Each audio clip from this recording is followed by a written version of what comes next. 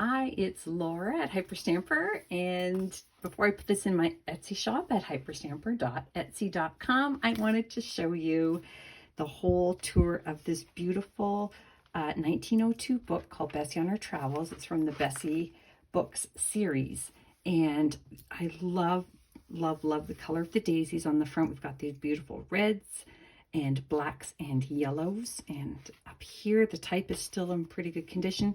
The spine needed some repair, so I've just covered that up carefully because it was in pretty rough shape when I got it, but I think I did a pretty good job. And a beautiful spine there as well. And all I needed to do was just add the beads, vintage beads, and just a teeny bit of trim down here to make those blacks really pop. I've left in the original first pages because everything in here is authentic, antique, and vintage ephemera is in all my journals, and I don't use anything that's commercial printed or digitized. So let's have a look. Here's the original first publisher's page. Here's the very first plate of the book, just in a lovely, look at this little girl with the hat, and she's reading to this gentleman here. I just love it. Bessie and Her Travels. Dedication page. This is some vintage flip chart paper that I've stamped on, and then this is just a lovely little children's book page from the 30s. And I made this pocket. It's a double pocket out of a larger doily, and there's some gardening here, a garden of stories here. A mom and her son in the garden, and then round and round the village. So I left that alone so that the person who owns the journal can do whatever they like with that.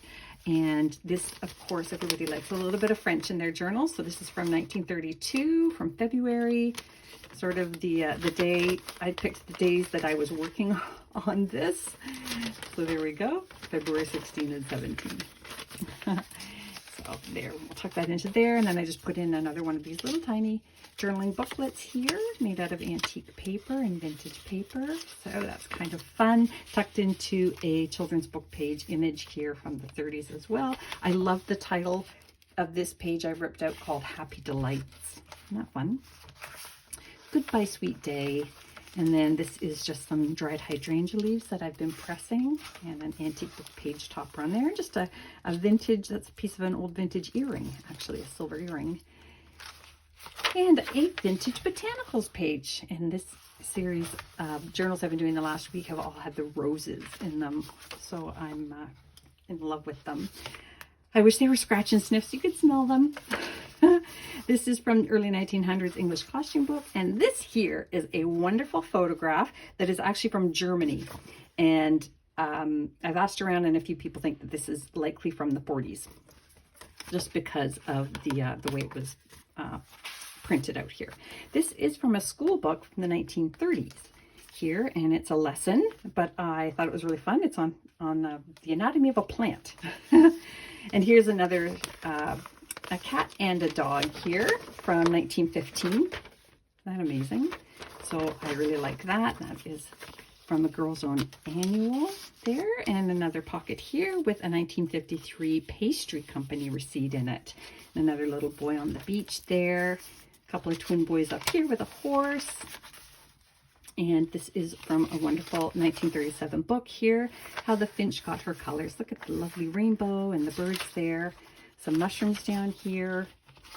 And, oh, just a lovely book page. A New Excitement. I just like the title of that with the feathers up here in the image. And this is from the Beacon's Lodge here. And you can pull that out. And there's a little hidden pocket in here. I didn't put anything in there because it was a tight squeeze.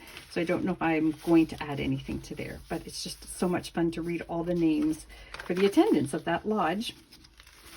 And this is from a 1950s theater arts magazine. And then this is from a geography book and atlas book, all tucked into one. More mineral treasures and rocks, and I just love this so much. I just love the colors so much. I remember collecting rocks when I was just a young tyke. More of the theater arts page. Look at the little image here, just so pretty. Oh, and I love this one too from 1937. That is the story called The Owl. Another early 1900s book page here, The Joyous Travelers. I believe it's 1904. And then this is just the inside of an antique book, and I just loved the pattern of it, so I put it onto other vintage paper to make it sturdy. And then I put another pretty image there. That's very early 1900s, and just did some clusters on here. Another great book page here.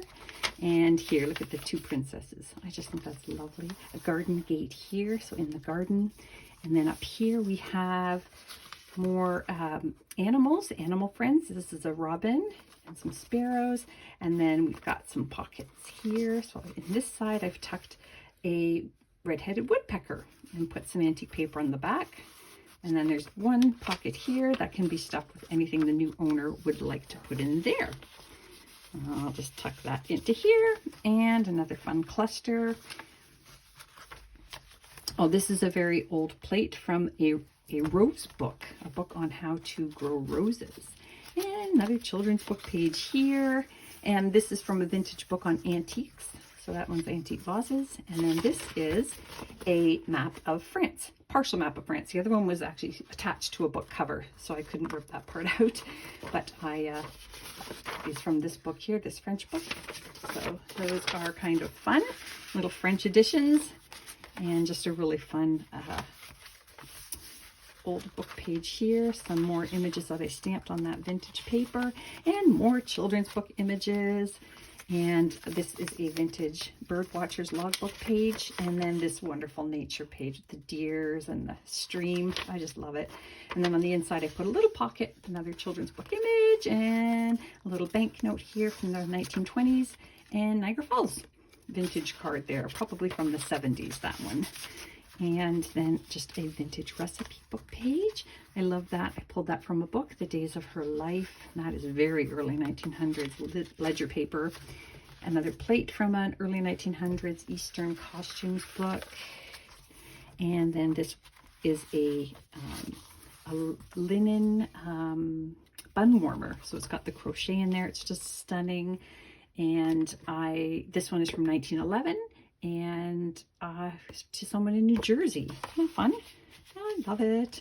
And then that brings us to the end. And as whenever possible, when there is the end page, I keep it in the book. So we have the beginning and the ends of the book there. So that's the tour of this book. I hope you love it as much as I loved making it. Please don't forget to subscribe, and we'll see you soon.